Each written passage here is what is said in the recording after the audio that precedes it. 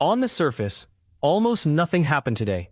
The S&P moved less than 0.1%, ran a range of just 30 points, and closed 4 lighter at 77.53, turned away from the record a third day running. This is the Algo Index market close for Monday, the 10th of August. Now go one layer down, because it disagrees. The fear gauge jumped nearly 4% to 15.5 on a session the market barely moved in.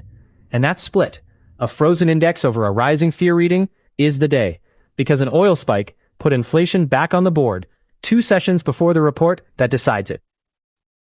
Here is what never hit your screen. Our real-time read of dealer hedging closed $4 billion net negative, and nearly all of it was same-day call selling, with single-stock hedging flat. The professional money harvested premium on options expiring tonight and committed to nothing dated further out. They are waiting for Wednesday. 2 tells confirm it. Fixed strike protection actually got more expensive today, and demand for upside calls sits at the top of its 3-month range, while downside hedges sit at the bottom. So traders who dumped their cover to chase the record started buying a little back. What moved price was oil, a midday run of supply headlines that jumped crude about 5%, lifted yields, and rolled the morning grind over. Energy led by more than 4.5%, and Brent stayed positive, so this was rotation into oil and metals. The loudest one-directional bet was not in the S&P, it was gold. While index players sold same-day premium and committed to nothing, metals money pressed. The gold fund cleared the 400 ceiling that had capped it.